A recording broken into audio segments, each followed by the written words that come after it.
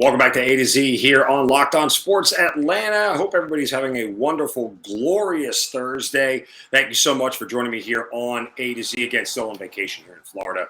So I hope you guys bear with me through the end of this week as we'll be back home next week. Make sure you search wherever you get your podcast, Locked On Sports Atlanta. Follow Locked On Sports Atlanta on Twitter, Locked On ATL, at Locked On ATL. Of course, you can always follow me at Mark Zinno, Markzinno. Love to hear from you guys. Feedback on the show, what you think so far, what you think of all the shows here on Locked On Atlanta. Make sure you check them all out. Hitting Hard with John Chuckery and ATL Day Ones with Jarvis Davis and Tanitra Batiste.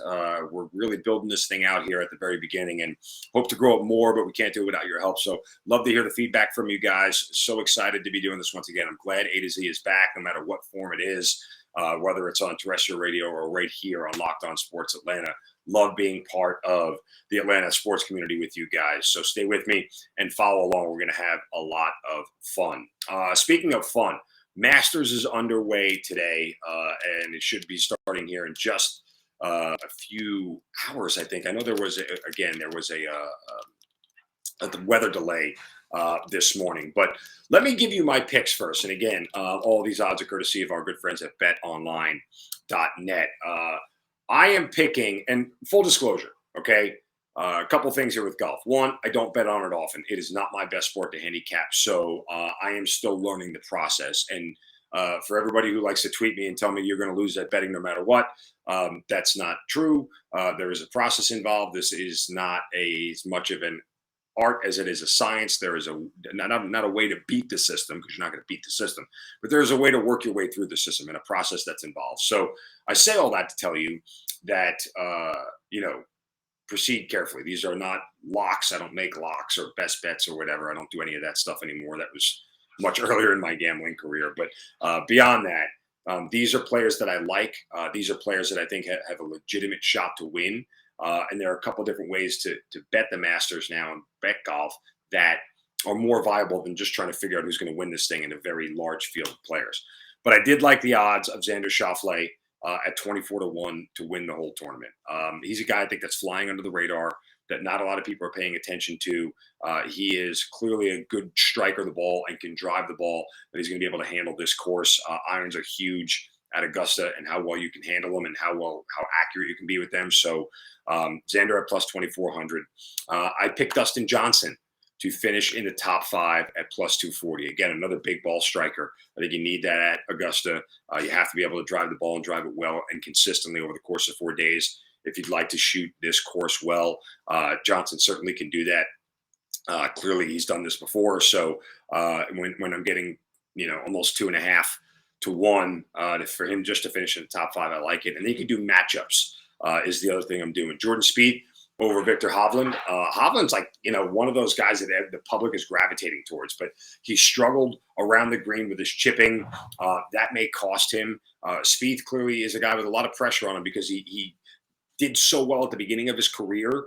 And now people are trying to measure him against winning all those majors early on. And he's sort of been over since then. So I know Spieth has got a lot of pressure, but I think Hovland, compared to Spieth at Augusta, where Spieth has won before, certainly, is a matchup that I like, that he can. And again, all he's got to do is finish better than him. And I get it at plus 112. And then Brooks Koepka, who I almost picked to win this thing. I'm in full disclosure, I'm a huge Brooks Koepka fan, like my spirit animal.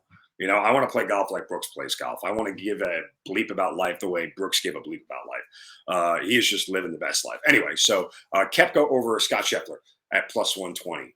Kepler's got a real good shot to finish in the top 5 of this thing, top 5, top 10, if not win it. So those are the Masters plays that I have for the weekend.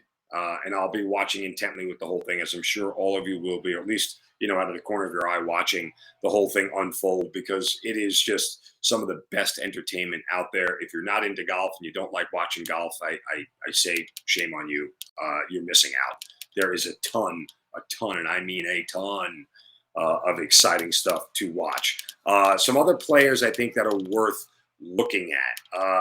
Clearly, Rory McIlroy is somebody that we are waiting to see really begin to elevate it. He's definitely in that blank or get off the pot time of his career. He has not done well at the Masters. And with everybody else getting the spotlight early, it gives Rory the chance, particularly with Tiger being out there, to sort of sneak in. But the last time I think he had a really good Masters was 2018. He shot 65 on Saturday and finished tied for fifth. Again, McIlroy is another guy. Bryson DeChambeau is another guy that, you're sort of waiting to see if he can put it all together and figure it out. Obviously, with Tiger playing, everyone's going to be watching him. I think Tiger does not have a chance to win this thing. I don't see it.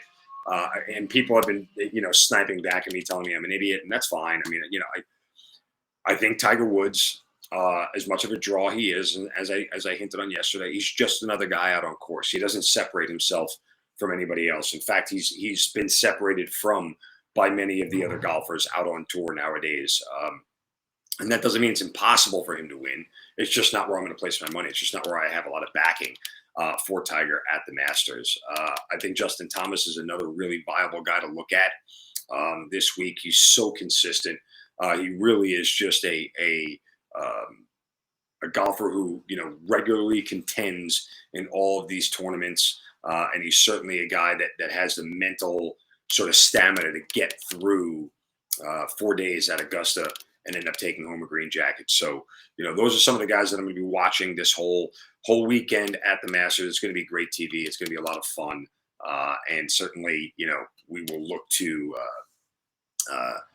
enjoy ourselves, kick back, relax, and enjoy ourselves over golf. All right, a couple of other quick plays here for tonight in the NBA, 76ers and Raptors in a game that is going to be very interesting to watch. Both of these teams are in the 4 and the 5 seed, respectively. 76ers at 4 and Raptors at 5.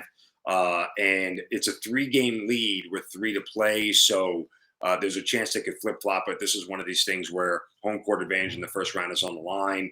And the Sixers still have an outside shot at getting up to the 1 seed. I think they're only 2.5 games out of the 1 seed with 3 to play. So they have to, obviously get some help. But nonetheless, between the Sixers, the Bucks, the Celtics, and the Miami Heat, there's still some seeding left to be decided. But this is an interesting matchup between these two teams, again, because Toronto's defense has been on fire as of late. They are so locked down. Let's see how they contend with the guy who looks like he's going to win the MVP in Joel Embiid, and how much they're going to be able to slow him down and James Harden in the entire Raptors offense. I'm going to take the 76ers plus 1.5 or 2, depending on where you're looking. I think it was at 2 last night, but I have seen some 1.5s out there this morning. Again, check betonline.net for all the odds that you need going forward in this game. I think the 76ers win it outright. You probably look at the money line. I saw plus 105 for the Sixers as well. So there's probably a little bit of extra value there instead of laying the minus 110 on the juice. But, let's see what happens tonight. And again, Hawks going to vie for that number 7 seed, and let's see what happens with the rest of the NBA. But enjoy today, everybody. It is an amazing Thursday. Again, Major League Baseball underway tonight. The Masters starts. Still plenty of NBA to be decided in the regular season before we hit the postseason. And then we will wrap things up here tomorrow